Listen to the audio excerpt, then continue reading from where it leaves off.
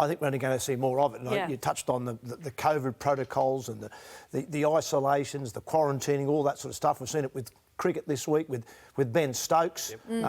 He's come out and said he's taking an indefinite break from cricket.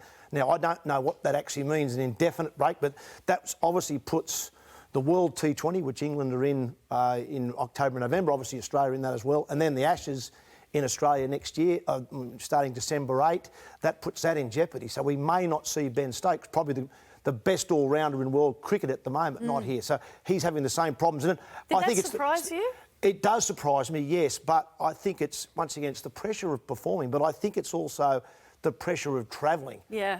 It could not be the pressure, no joke, the Australian slips court. If you were having issues with mental health and reacting to pressure and you were batting in front of the Australian slips court, and they don't enjoy a good reputation lately in the last 20 years. I don't agree. I don't agree. You think they've got a good reputation?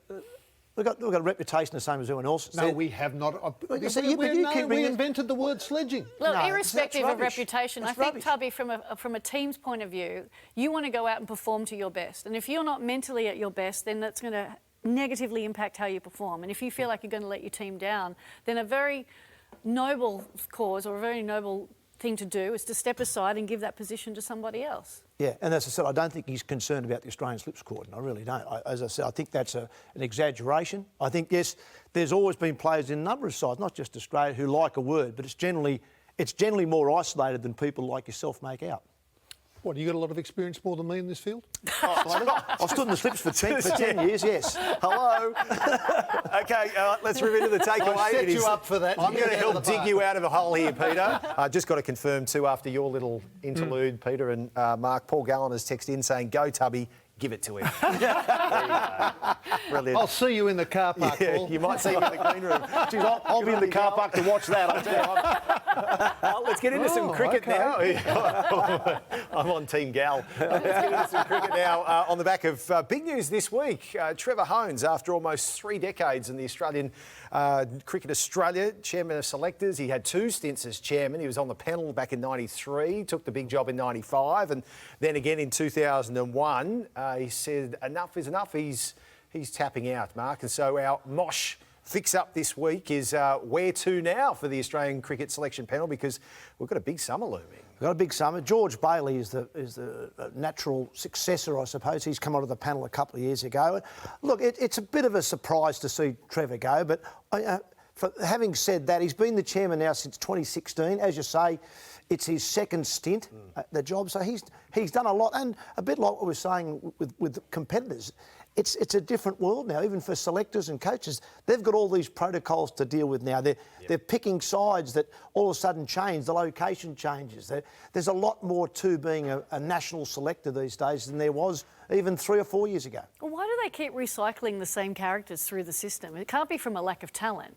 No, but I think it's finding the right people. They're not easy to find. Are they digging enough? Have you no interest yourself? I would have been more interested probably 3 years ago.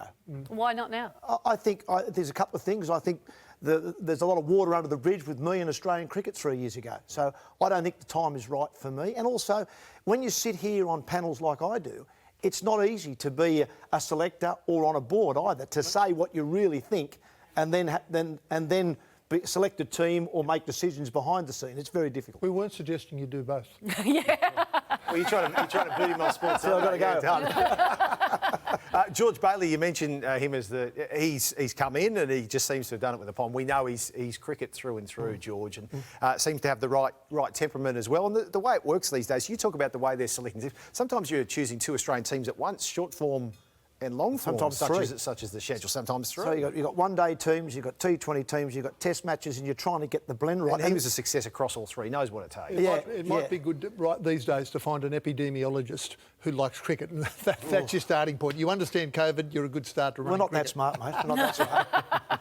It's all about bats and balls. The Ashes just around the corner too. All starts in November. We spoke earlier about Ben Stokes and he taking some time away from the game as well. We've spoken about previously about this so-called Ashes boycott that is looming if the quarantining situation is going to be as harsh as we've seen previously. How will this play out as the weeks count down? Yeah, the worry is, and we talked about this a couple of weeks ago, and I said I'm sure the Ashes will take precedence, but I don't think it's a it's as high on the pecking list as it used to be, or not as high as it used to be. That it's now blending into all the schedule, with World T20s being rescheduled, with isolation periods now coming into COVID restrictions. All that's now playing a part, which unfortunately is now putting everything in jeopardy, which obviously Ben Stokes' mental health must come first, but that's going to be a great